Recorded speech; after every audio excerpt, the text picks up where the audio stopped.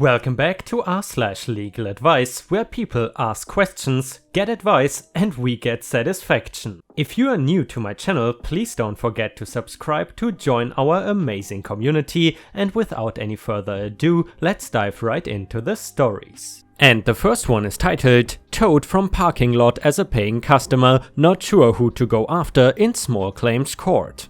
Issue: as a part-time job I drive for Lyft and Uber, specifically that night I was only driving for Lyft. I stopped at an unnamed fast food joint in downtown Raleigh and parked my car in a regular parking spot next to the business sign. I proceeded to go to the bathroom. After exiting the bathroom, I ordered some food to go. I left the business and realized my car had been towed. According to the tow company, the manager pointed out my vehicle as one to tow as the manager did not see me use the bathroom. The manager on duty refused to help me out, saying that it was my fault that I was in the bathroom, and the franchise owner is currently giving me the runaround about checking his video, which the video shows that I never left. I paid for my car to be released to me, I paid for an Uber to pick up my car, I also lost out on a guaranteed pay for that period because I could not pick up anyone. My damages are around $197 currently. Quite frankly, I don't care as much about the money as it is the principle of the matter. I was a paying customer.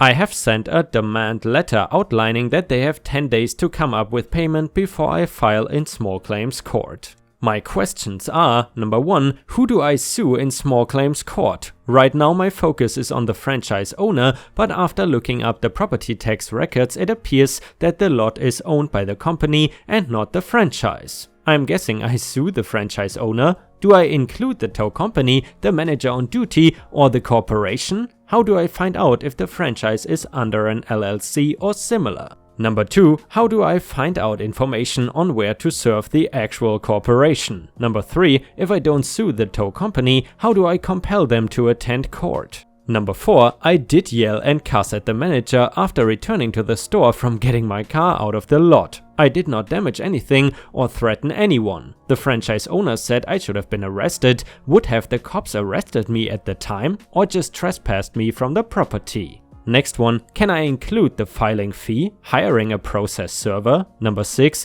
if I seek legal advice from a lawyer, can I include that in my damages when I sue? Am I likely to get that?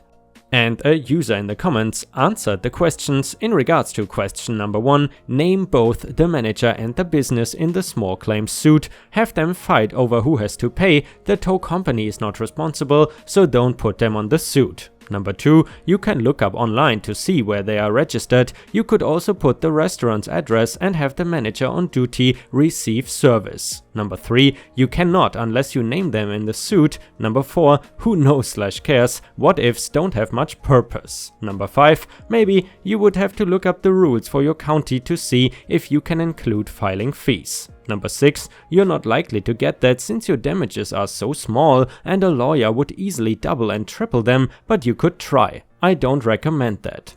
And guys, honestly, if you were in this situation, would you really go to small claims court?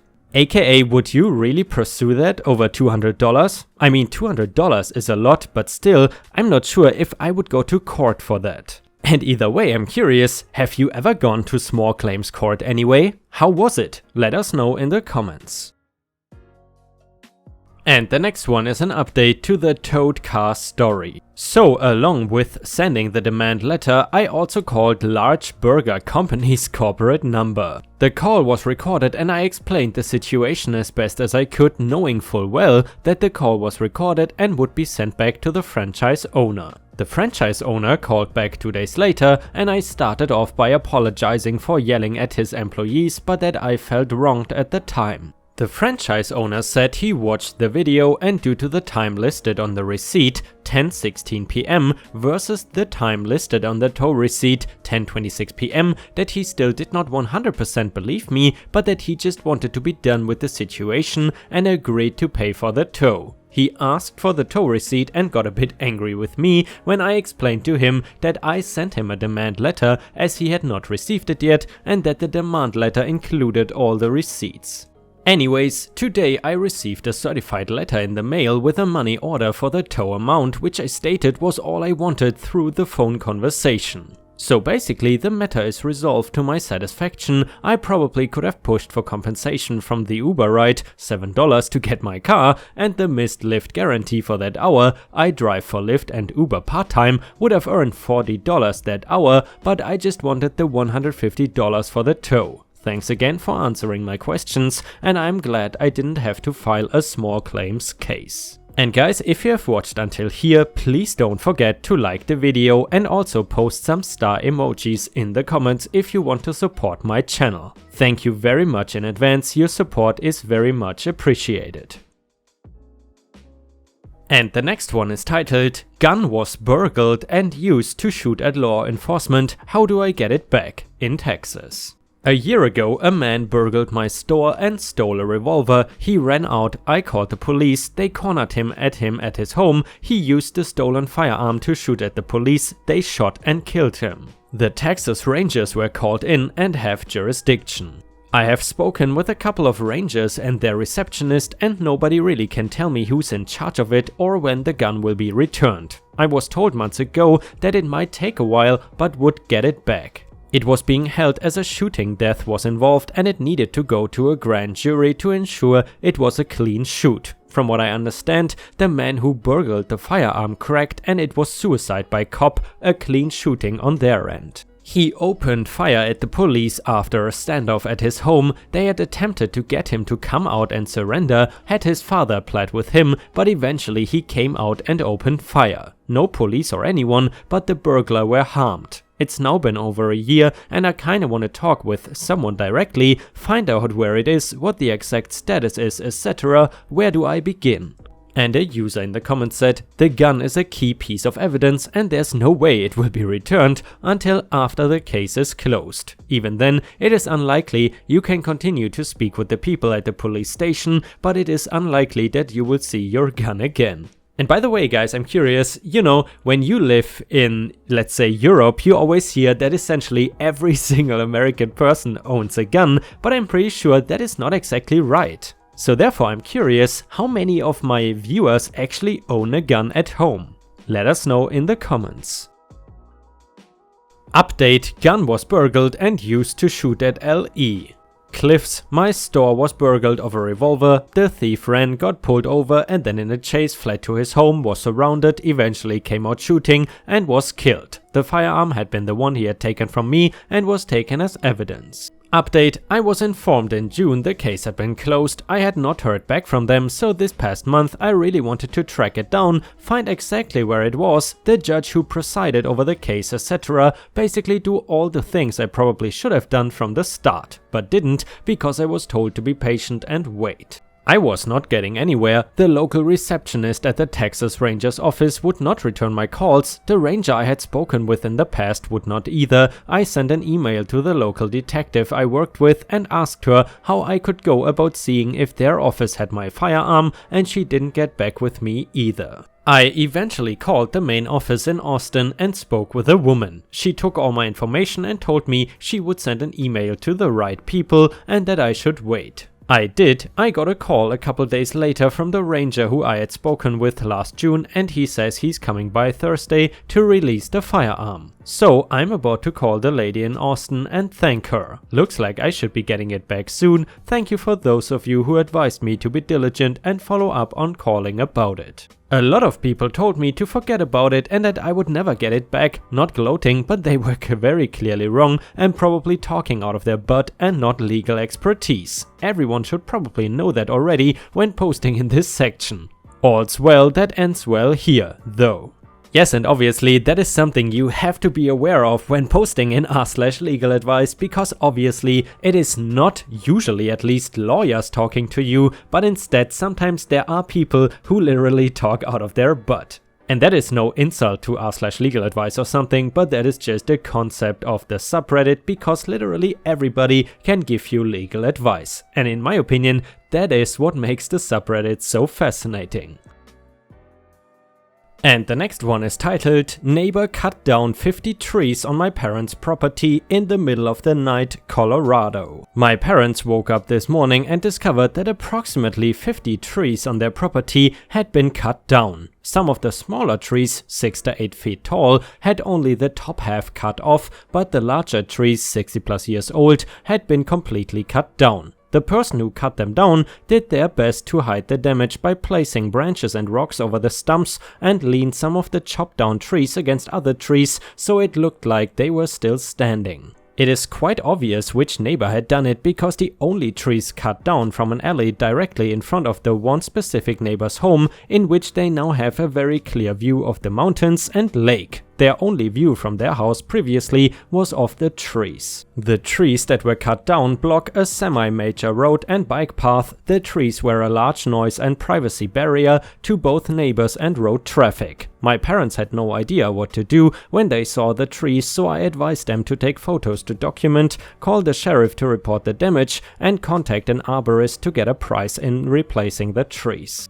Though it seems obvious, we have no proof of who did the damage. The neighbors who we believe did it live in a shared outdoor space maintained by the HOA, if that makes any difference. The sheriff told my parents there was not anything that he could do and it was only a misdemeanor property crime. They've also made an appointment with an arborist later this week. I am wondering what the next step would be for them, if any, in order to recoup their losses of the damage done. And a user in the comments said, misdemeanor? It is property damage that is likely to be in the tens of thousands of dollars. Escalate with the cops. Also, contact homeowners insurance and, as someone else suggested, contact local companies that may have done the work. This probably was done by professionals if we are talking about large trees or topping tall trees. And another person in the comments said, felony level criminal mischief in Colorado is any damage over $1,000. OP definitely needs to escalate. And another person suggested, you should report this to the forestry division, then you will probably get an investigation/criminal charges. Also, get a survey done. If any of those trees were in the public right of way, they are even more screwed. Even less desirable trees are worth $3,000 to $5,000 here.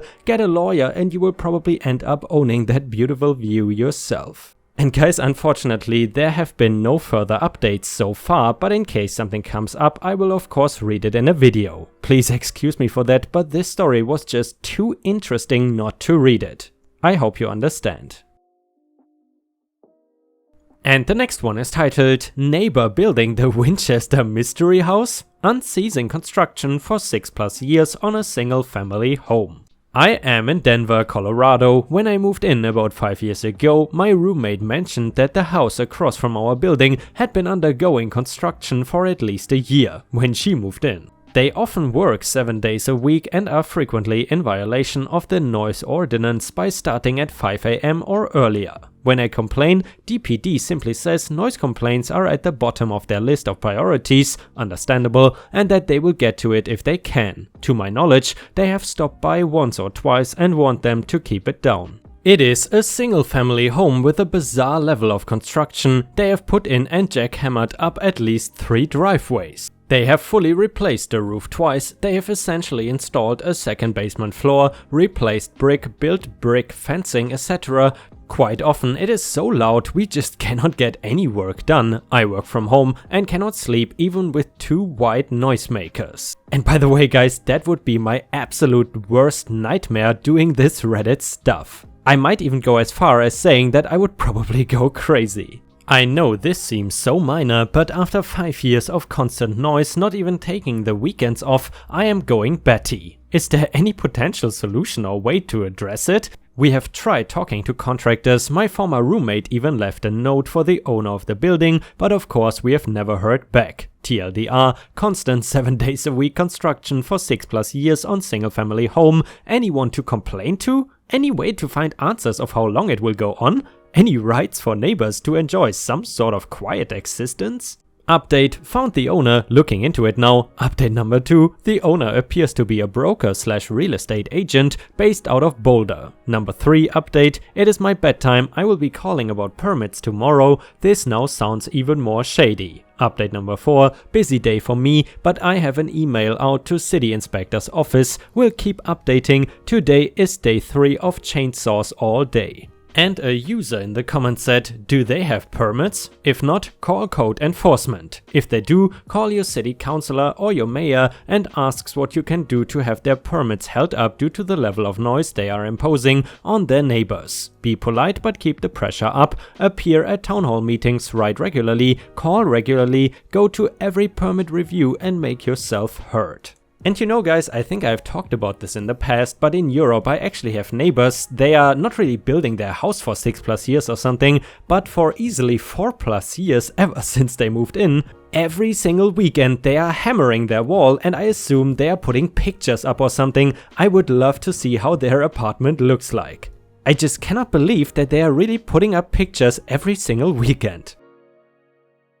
Updated info on the Winchester Mystery House. So I have discovered the owner is listed as a broker online. I am assuming real estate broker, but cannot find any information about them being a public real estate agent or anything. He lives in a nearby city. I did a lot of digging. There are permits. What seems to be happening is that they work each permit until it expires and then move on to another permit. I think it's a coincidence, but a few days after my original post, they took about a week and a half off. No one seems to care, the permits are in good standing and there's no rule against ongoing construction. Unfortunately, I've been sick as hell with a kidney stone for the past 3 weeks or so. I haven't had the energy to deal with this issue.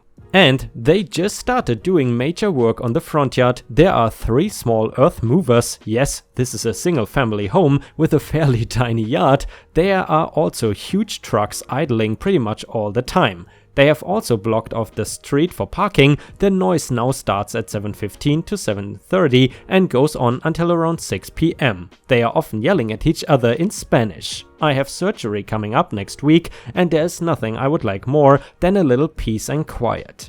I don't know of any other legal way to end my torture, but I'm going to start reaching out to city council people or the local news once I've recovered. I will provide a final update once I get some answers from them. And guys, unfortunately, I've tried searching for this final update, but I just could not find it. So in the end, unfortunately, it seems like the construction is probably still going on.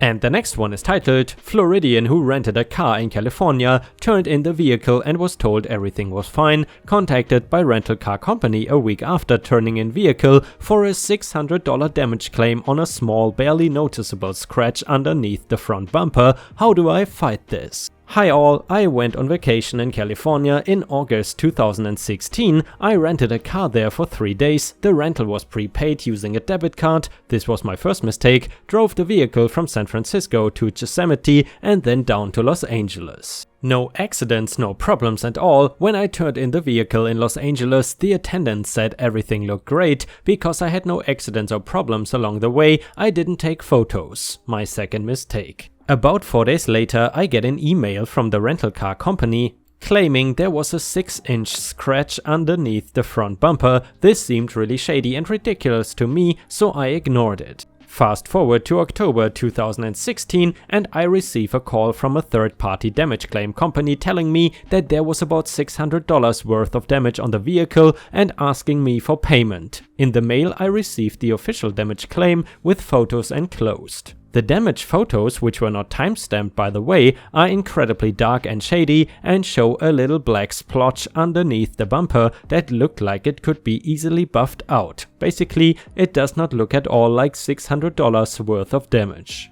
I was pretty peeved because the inspector said everything was okay and he also never inspected beneath the car. I also noticed there was a pretty significant mileage discrepancy from when I turned in 12,618 the vehicle and when they did the damage report 13,152. I sent the rental car company a letter to dispute the damage, pointing out pretty much what I described above, particularly that mileage discrepancy. I told them I did not do this damage and requested they send me time-stamped photos of the damage and copies of the rental records of people who used the car after me because they cannot prove it was me. I proudly sent that off and went about my life.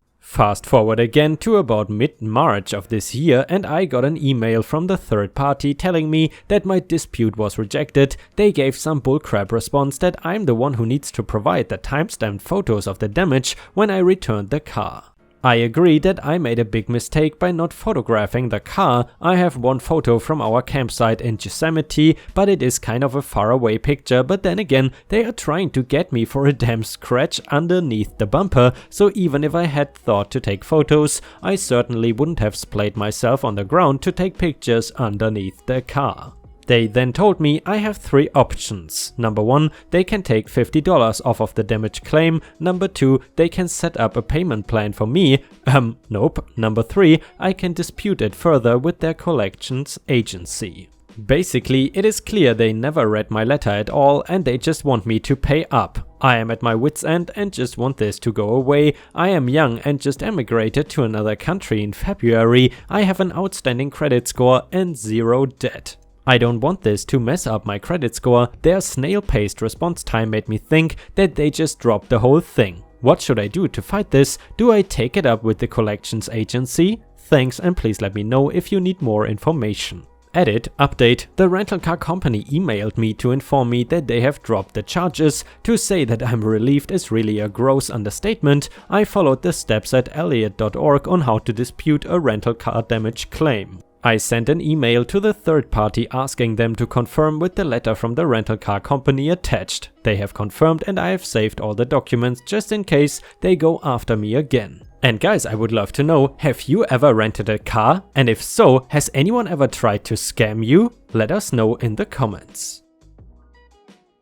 And guys, unfortunately, we have already reached the end of the video. I hope you enjoyed today's stories, and if you haven't already, please also go to patreon.com/ripeyoutube, where I upload exclusive Reddit videos starting at just $3 a month. This is a great way to support me in case you are interested, and the chance for me to become independent from YouTube revenue. Thank you so much for watching. Please don't forget to subscribe and like the video, and I hope to see you again tomorrow.